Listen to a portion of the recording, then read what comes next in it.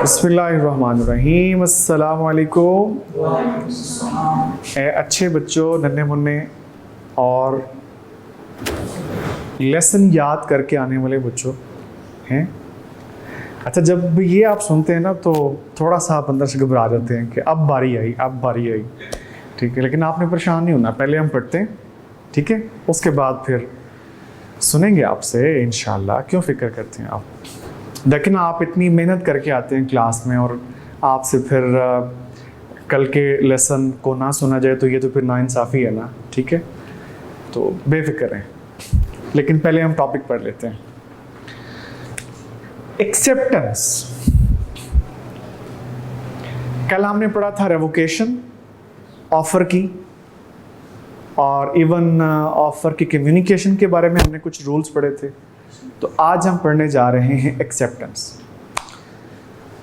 बड़ी ही आसान डेफिनेशन है एक्सेप्टेंस की जो लॉ में दी हुई है। एक्सेप्टेंस का मतलब है, पहले ज़रा आसान अल्फाज में आपको बता दूं, फिर उसके बाद बुक से पढ़ते हैं।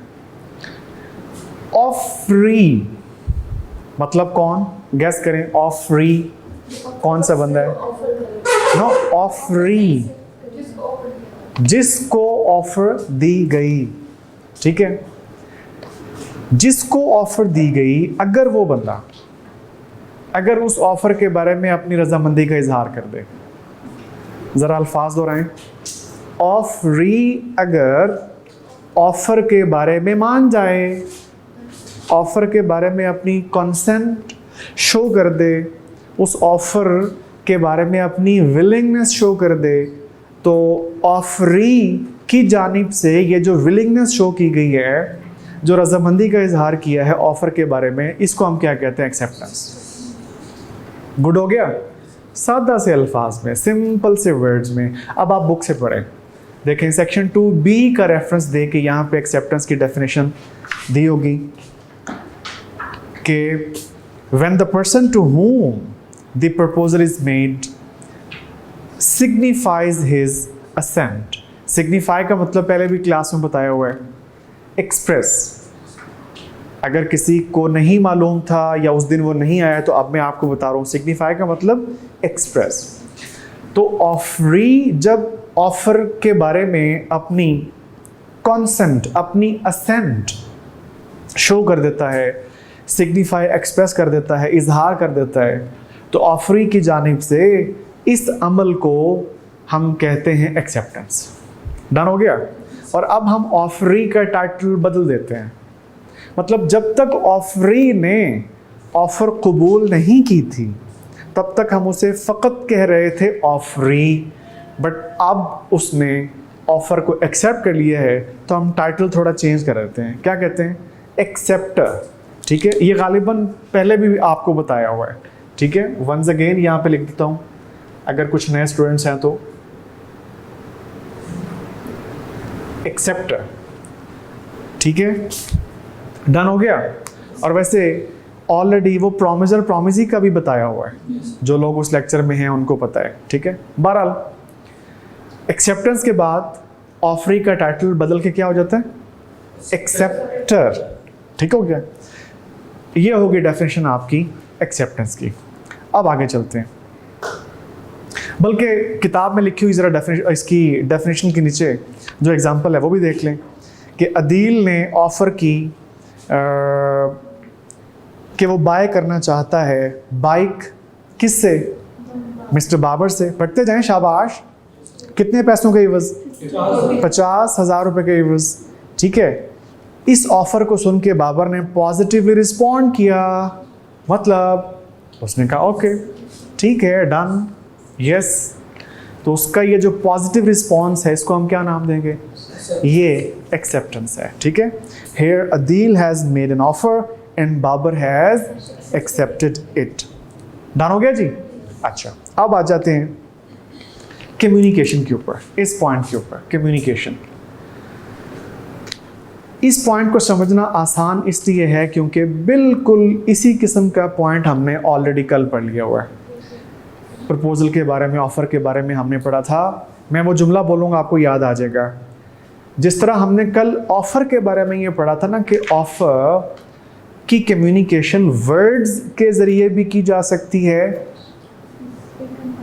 कैसे भला? वर्ड्स, स्पोकन वर्ड्स के ज़रिए भी और रिटन वर्ड्स के ज़रिए भी। और दूसरा तरीका भला कौन सा था? कंडक्ट के ज़रिए। अब वही अल्फाज यहाँ पे अप्लाई कर दें। एक्सेप्टेंस भी अगर किसी ने देनी है तो वो एक्सेप्टेंस भी वर्ड्स के ज़रिए भी दी जा सकती है। ठीक है, अब वर्ड्स में दो आ गए, दो किस्म के वर्ड्स, जल्दी से दोहराएं, कौन कौन से बोले? स्पोकन वर्ड्स और रिटन वर्ड्स। मतलब स्पोकन, आपने मुझे बोल के ऑफर दी, मैंने आपको बोल के एक्सेप्टेंस दे दी, ये कौन से वर्ड्स हैं? स्पोकन। आपने मुझे लेटर के ज़रिए ऑफर भेजी, मैंने आपको लेटर के ज़रिए एक्सेप्टेंस भेज दी, ये कौन से वर्ड्स हैं? रिटन वर्ड्स हैं। अच्छा, इसी तरह आपने मुझे ईमेल की जिसमें ऑफ़र दी थी मुझे, और मैंने उस ईमेल का जवाब ईमेल के ज़रिए दिया जिसमें मैंने एक्सेप्टेंस कर दी, ये भी कौन से वर्ड्स हैं? रिटन वर्ड्स हैं।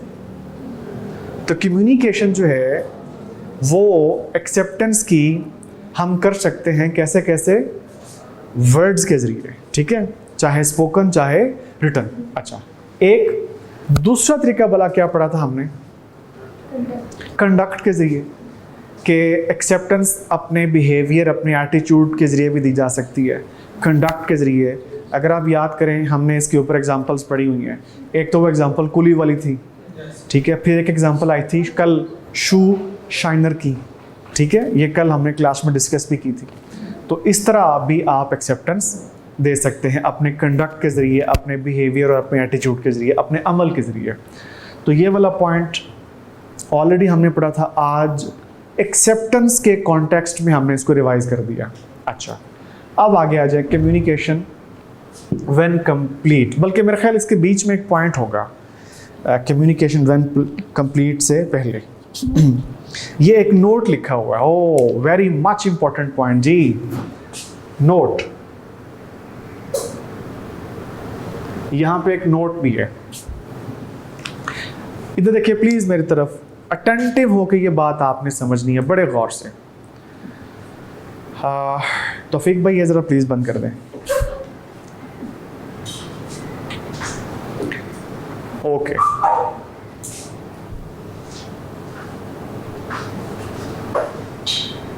रेडी है जी? जैसे मैंने कहा कि एक अहम पॉइंट है, आपकी तवज्जो भी उतनी ज़्यादा चाहिए मुझे।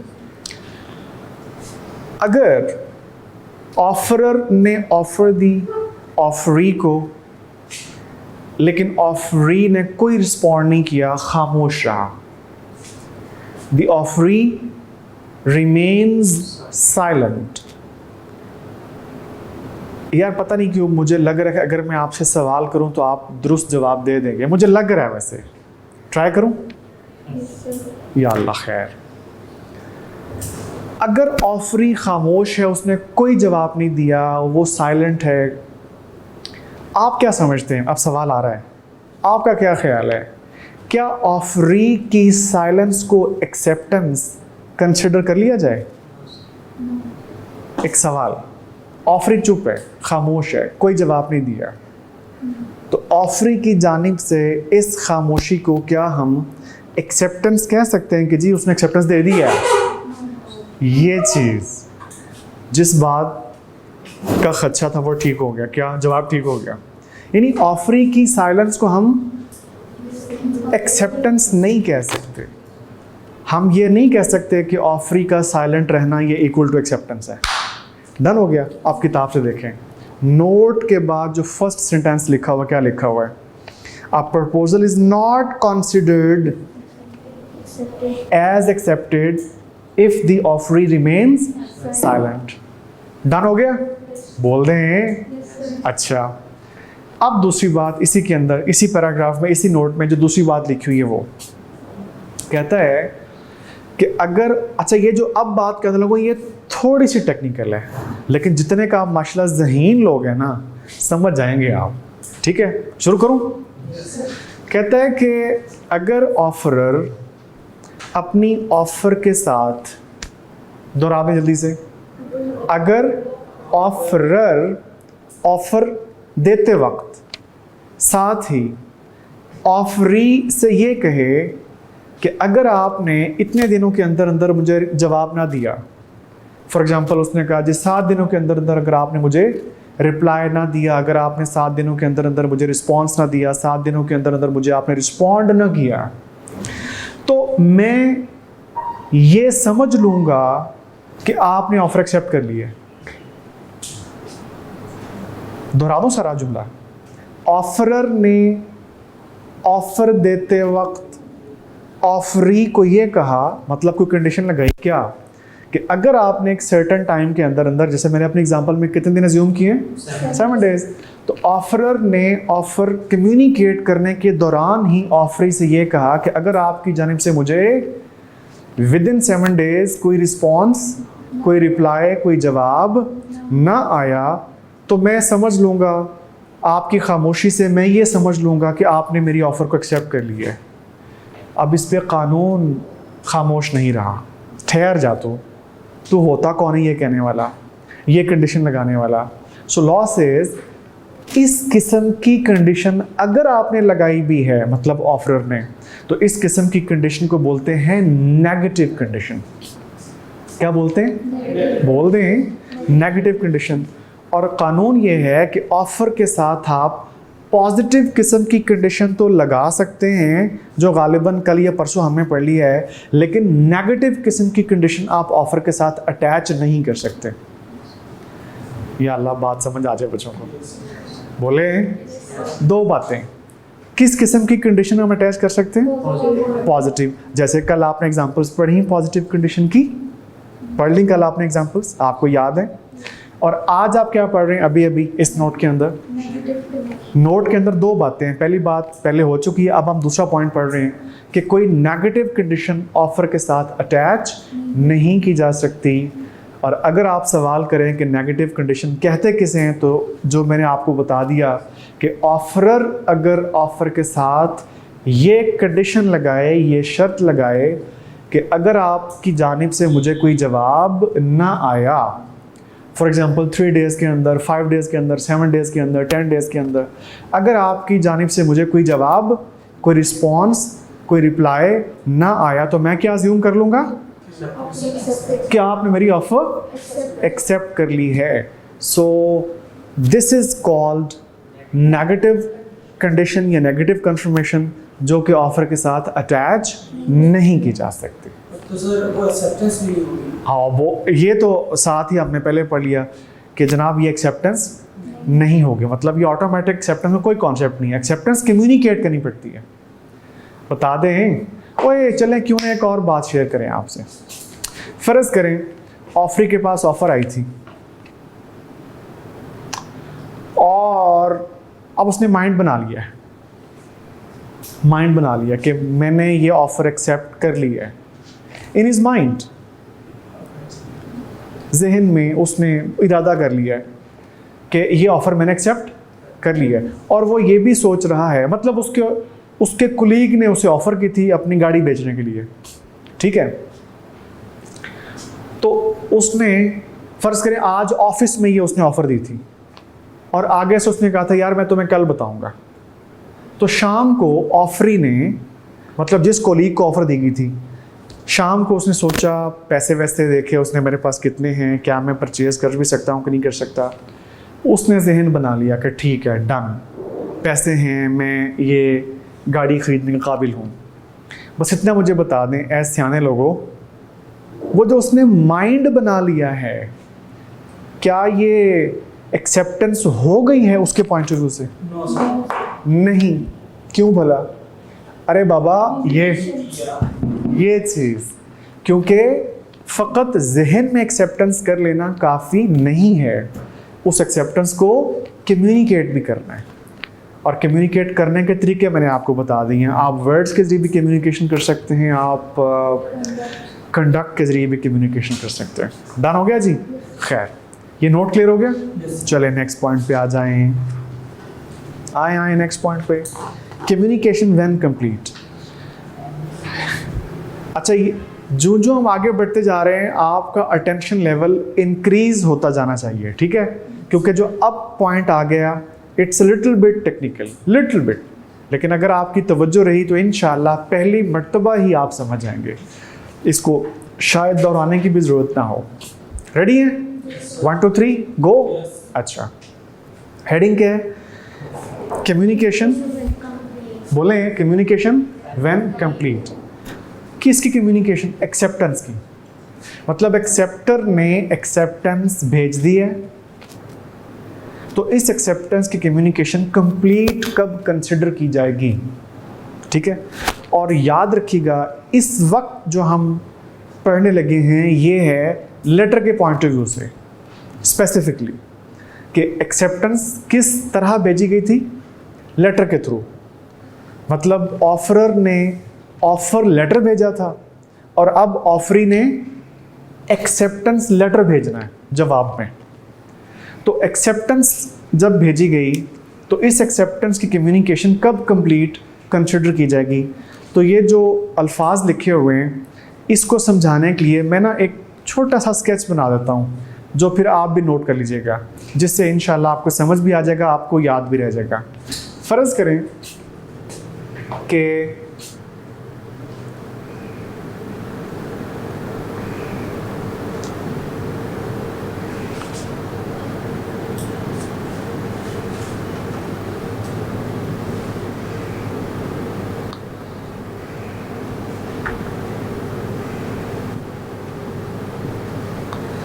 एक्सेप्टर ने लेटर ऑफ एक्सेप्टेंस, आप समझ लें ये कोरियर का ऑफिस है, ये वाला, ये बॉक्स समझ लें। क्या हो गया, वैसे इतना छोटा होता तो नहीं है लेकिन ज़ूम कर लें, वैसे बोर्ड के ऊपर पूरा भी तो नहीं आ सकता ना, इसलिए मैं कह रहा हूँ। या इसे आप समझ लें वो जो नहीं सरकारी डाक वाला, वो क्या उस पोस्ट बॉक्स, इसको आप वो ज़ूम कर लें। ठीक है, एक्सेप्टर ने लेटर ऑफ एक्सेप्टेंस यहाँ ड्रॉप कर दिया। अब इसके बारे में हमने अजम्पशन क्या ली हुई है इस बॉक्स के बारे में, कि ये कोरियर वालों को ऑफिस है जहाँ पे जाके दे दिया, या ये पोस्ट बॉक्स है कि जहाँ पे जाके आपने लेटर ड्रॉप कर दिया। जो ही एक्सेप्टर ने लेटर ऑफ एक्सेप्टेंस ड्रॉप किया पोस्ट बॉक्स में, तो लॉ ये कहता है इस एक्सेप्टेंस की कम्युनिकेशन कंप्लीट कंसिडर की जाएगी, लेकिन ऑफरर के पॉइंट ऑफ व्यू से। परेशान नहीं होना। अजम्पशन लॉ लेता है कि जो ही एक्सेप्टर ने लेटर ऑफ एक्सेप्टेंस पोस्ट कर दिया, इस एक्सेप्टेंस की कम्युनिकेशन गोया के ऑफरर को हो गई। अगर आप ज़रा अल्फाज पे गौर करें, मैंने ये जुमला नहीं कहा कि एक्सेप्टेंस की कम्युनिकेशन ऑफरर को हो गई। क्या कहा? गोया के हो गई, मतलब कंसिडर्ड टू बी कंप्लीटेड। लेकिन किसके पॉइंट ऑफ व्यू से?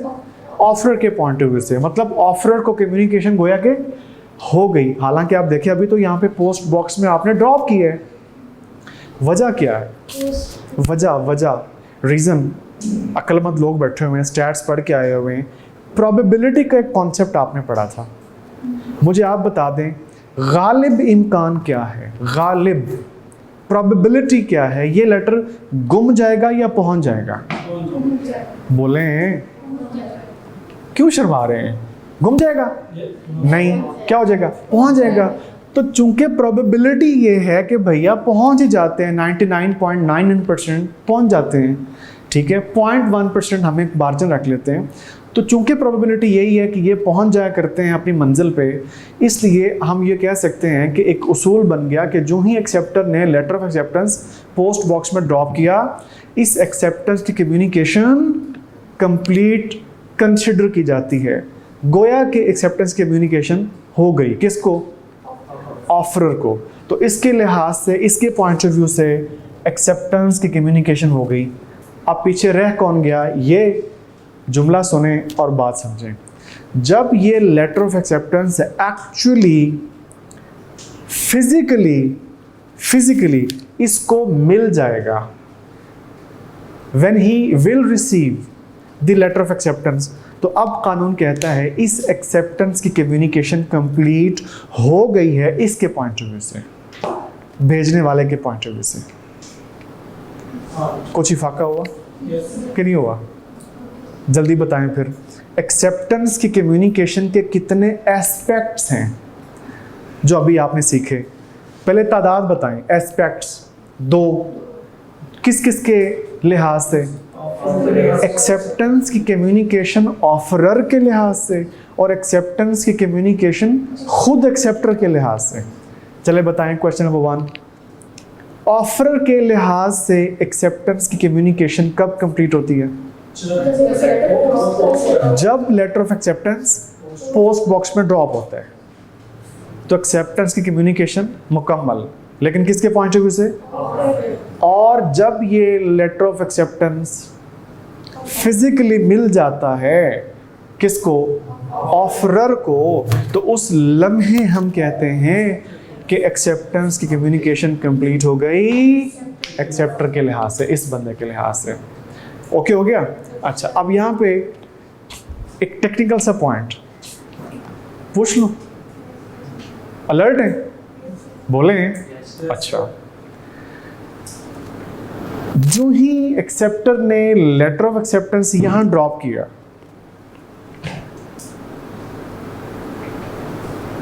कौन बाउंड हो चुका है? देखा, मुश्किल बात आ गई ना। एक शुक्र है कोई जवाब दुरुस्त आ गया।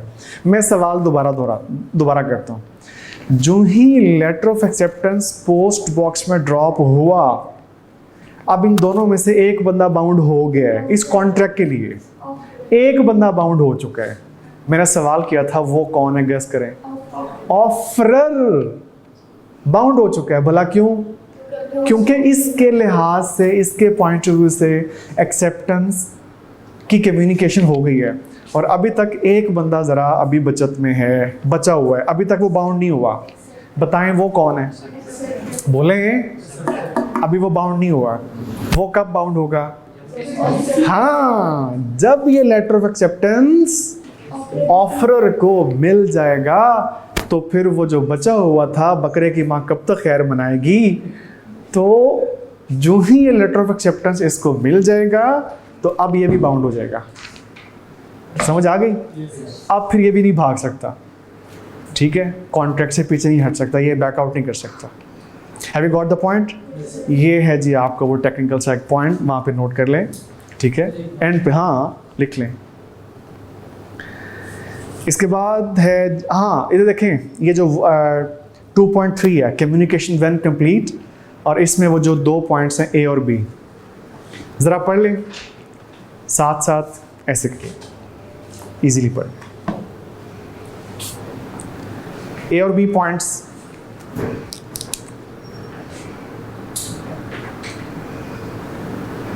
As against proposer, as against acceptor. As against का मतलब आपने ये नहीं लेना के खिलाफ, खुदारा लफ्ज़ी तर्जुमे पे ना जाना। एज अगेंस्ट का मतलब के खिलाफ नहीं है। एज अगेंस्ट का मतलब क्या है? के लिहाज से, के पॉइंट ऑफ व्यू से, के लिए। और समझ आ गया? जिस तरह मैं पहले आपको बता रहा था। Got it? चलें आगे चलें फिर। Next point, conditions for valid acceptance. ले जी, अब हम ये टॉपिक स्टार्ट करने लगे हैं, कंडीशंस फॉर वैलिड एक्सेप्टेंस। एक एक्सेप्टेंस के वैलिड होने के लिए क्या शराइत हैं?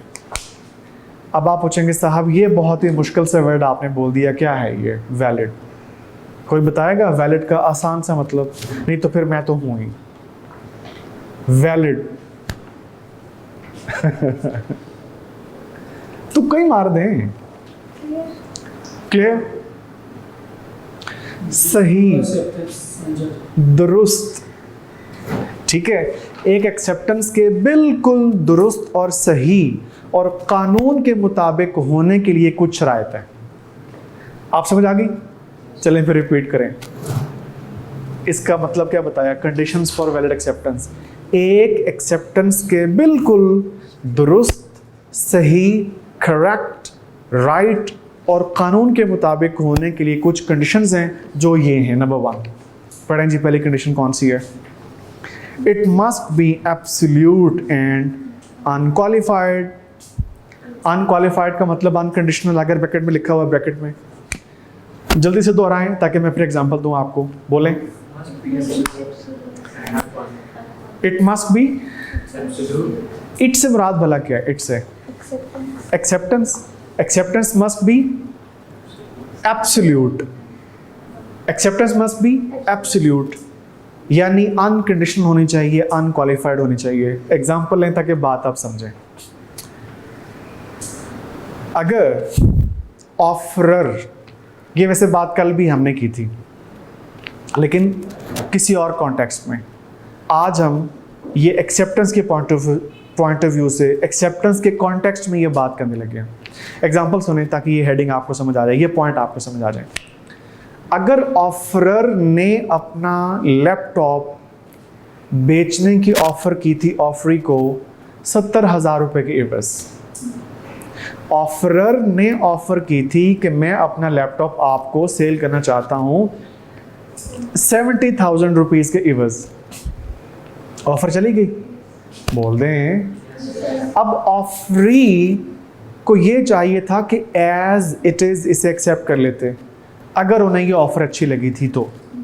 बट अगर ऑफरी ने आगे से ये जुमला बोल दिया ना कि ठीक है मैं आपसे आपका लैपटॉप खरीदने के लिए रेडी हूं बट 60,000 रुपए के एवज, 60,000 रुपीज के एवज मैं आपसे आपका लैपटॉप खरीदने के लिए रेडी हूं, तो कल आपने पढ़ा था इसे कहते हैं काउंटर ऑफर। क्या कहते हैं? और काउंटर ऑफर को हम कंडीशनल एक्सेप्टेंस कहते हैं। गोया के ऑफरी का ये कहना कि मैं 70,000 नहीं बल्कि 60,000 रुपए के एवज आपसे आपका लैपटॉप खरीदने के लिए रेडी हूं, तो ऑफरी की जानिब से ये कहना ये कंडीशनल एक्सेप्टेंस है। और समझ आ गई? चलें फिर अब आप फैसला करें, क्या कंडीशनल एक्सेप्टेंस वैलिड एक्सेप्टेंस है या इनवैलिड है? बोलें इनवैलिड है। यह दुरुस्त एक्सेप्टेंस नहीं है, यह सही एक्सेप्टेंस नहीं है। होनी कैसे चाहिए थी? दुरुस्त और सही और वैलिड एक्सेप्टेंस कैसी होनी चाहिए थी? एज इट इज, मतलब जैसे ऑफर आई है उसे आप ऐसे ही एक्सेप्ट करें, अपनी तरफ से इफ एंड बट ना लगाएं, अगर मगर ना करें। ओके हो गया? अब दोबारा पढ़िए अल्फाज क्या लिखे हुए। Acceptance must be absolute unconditional, जैसे ऑफर आई है वैसे ही एक्सेप्ट करो। अगर ऑफरी ने इसमें कुछ चेंज किया, जैसे कि अभी मिसाल मैंने कहा 70 की बजाय उसने 60 कह दिए, तो ये फिर काउंटर ऑफर तस्वर की जाएगी, जिसके बारे में कल हम पढ़ चुके हैं। आप फिर उस तफसील में नहीं जाते जो कल आप पढ़ चुके हैं, ठीक है? इसलिए मैं बस रेफरेंस दे रहा हूँ कि ये टॉपिक हमने कल पढ़ लिया था रेवोकेशन के अंदर। चलें जी दूसरा पॉइंट पढ़ें। B must be expressed in the manner prescribed in the proposal. Manner का मतलब है वे, मैनर मतलब अंदाज, तरीका, वे, काफ़ी मीनिंग्स के। अगर ऑफरर ने अपनी ऑफर के साथ ऑफर की एक्सेप्टेंस के लिए कोई तरीका सजेस्ट किया था, दोहराएं जुमला, अगर ऑफरर ने ऑफर कम्युनिकेट करने के दौरान ही इस ऑफर की एक्सेप्टेंस के बारे में कोई तरीका, वे, मैनर सजेस्ट किया था, तो फिर ऑफरी पे लाजिम हो जाएगा कि वो उसी मैनर के मुताबिक एक्सेप्टेंस भेजे। एग्जाम्पल दे दूं? ओ वाह क्या बात है, एग्जाम्पल पहले आ गई है। ईमेल हमने डिस्कस किया था कि अगर ऑफरर ने ऑफर देते वक्त ये कहा था कि भाई साहब, ए भाई साहब, मेरी ऑफर को एक्सेप्ट करना रिजेक्ट करना आपकी मर्जी है, ठीक है, लेकिन एक रिक्वेस्ट है। कौन से वाली? कि अगर आप मेरी ऑफर को एक्सेप्ट करना चाहें तो काइंडली ईमेल के जरिए एक्सेप्टेंस भेजिएगा। इसको हम क्या कहते हैं? मैनर। किसने स्पेसिफाई किया है? ऑफरर ने। अब अगर ऑफरी इस ऑफर को एक्सेप्ट करना चाहता है तो उस पर लाजिम है कि वो एक्सेप्टेंस को ईमेल के ज़रिए ही भेजे। डन हो गया। और अगर ऑफरी एक्सेप्टेंस भेजता है लेकिन ईमेल के ज़रिए नहीं, किसी भी अदर बैनर के ज़रिए, जैसे उसने लेटर लिख के भेज दिया, या उसने टेक्स्ट मैसेज कर दिया, उसने व्हाट्सएप कर दिया, या जो भी और मोड्स ऑफ कम्युनिकेशन है, यानी ईमेल नहीं भेजना गवारा किया उसने, अल्लाह के बंदे, तो उसका दिल रख ले यार, जो उसने कहा वैसे कर दे। बट अगर वो वैसा नहीं करता, ईमेल की बजाय किसी भी और तरीके से अगर वो एक्सेप्टेंस भेजता है, तो आप क्या समझते हैं, ये एक्सेप्टेंस फिर दुरुस्त तस्वुर की जाएगी? नहीं। ठीक है। अब यहाँ पे एक मज़े की बात, ऑफरर के पास वापस एक्सेप्टेंस आ तो गई है, लेकिन फ़र्ज़ कर लेटर के ज़रिए आई है। अब उसके पास ना दो ऑप्शंस हैं। किसके पास? बोले, किसके पास? ऑफरर के पास। कितनी ऑप्शंस हैं? दो। नंबर वन, या तो वो इसे एक्सेप्ट कर ले, किसे भला, यानी लेटर के ज़रिए जो आने वाली एक्सेप्टेंस है उसको मान ले, हालांकि जो उसने तरीका बताया था उस तरह नहीं है, लेकिन फिर भी ऑफरर के पास ये इख्तियार है कि अगर उसको कोई एतराज़ नहीं है तो वो मान ले, तो इस तरह फिर कॉन्ट्रैक्ट बन जाएगा। सेकंड ऑप्शन आप बता दें। वो बड़े शरारती हैं आप लोग, आप बताने लगे हैं। सेकंड ऑप्शन बोला क्या ऑफरर के पास? रिजेक्ट कर दे। क्या कहते हुए? ऑफरर क्या कहते हुए आने वाली एक्सेप्टेंस को रिजेक्ट कर सकता है? कि लाला, जो मैंने कहा था, जो मैंने प्रिस्क्राइब किया था मैनर मॉड, उसके मुताबिक चूंकि आपने एक्सेप्टेंस नहीं भेजी, लिहाजा मैं आपकी एक्सेप्टेंस को रद्द करता हूं। डन हो गया। लेकिन अभी बात मुकम्मल नहीं हुई, अब बड़े आप जल्दी में हैं। अगर ऑफरर किसी और तरीके से आने वाली एक्सेप्टेंस को रद्द करना चाहता है ना, तो कानून कहता है आपकी जिम्मेदारी है ऑफरर की कि इसे आप कम्युनिकेट करें एक्सेप्टर को। क्या कम्युनिकेट करें? कि तुम्हारी जो अदर मैनर के ज़रिए भेजी हुई एक्सेप्टेंस है, इस बुनियाद पे मैं रद्द कर रहा हूं कि आपने मेरे बताए हुए मेथड के मुताबिक एक्सेप्टेंस नहीं भेजी। ये लाजिम होगा ऑफरर पे कि वो इसे कम्युनिकेट करे, क्योंकि अगर वो कम्युनिकेट नहीं करता, प्लीज़ जुमला याद कर लें, अगर ऑफरर कम्युनिकेट नहीं करता, कौन किसे क्या कम्युनिकेट नहीं करता? जवाब दें। कौन? ऑफरर। किसे? ऑफरी को, एक्सेप्टर को। क्या कम्युनिकेट नहीं करता? कि तुम्हारी भेजी हुई एक्सेप्टेंस जो अदर मॉड के ज़रिए, वहाँ बैठ जाए, तुम्हारी भेजी हुई एक्सेप्टेंस जो अदर मॉड के ज़रिए है, मैं इसे रद्द करता हूं। अगर ऑफरर इसको कम्युनिकेट नहीं करता, तो कानून कहता है कि ये ऑफरर की जो खामोशी है ना, ये एक्सेप्टेंस मानी जाएगी। समझ आया?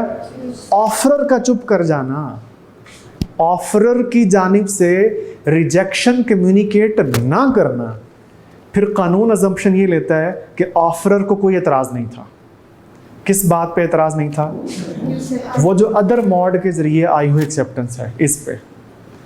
इसलिए अगर ऑफरर ये चाहता है कि मेरी ऑफ़र की एक्सेप्टेंस वैसे ही की जाती जैसे मैंने कहा था, तो फिर ऑफरर पे लाजिम है कि ऑफरर साहब ऑफरी को ये बात बता दें कि अदर मॉड के ज़रिए भेजी हुई एक्सेप्टेंस इस बुनियाद पर मैं रद्द कर रहा हूँ। और अगर उसने कम्युनिकेशन नहीं की, खामोश रहा, तो फिर ये एक्सेप्टेंस मानी जाएगी। बताएं, ये बात समझ आ गई है? ये है पॉइंट, बहुत ही इम्पॉर्टेंट चीज़, जो कि ये जो देखें नीचे एग्जाम्पल नंबर 32 के नीचे 2 पॉइंट्स लिखे हुए हैं, पढ़ें ज़रा, शाबाश। दोनों पॉइंट्स पढ़ लें ऐसे। ये जो अभी अभी लेटेस्ट बात बताई है वो ये वाली, ये दो पॉइंट्स हैं जो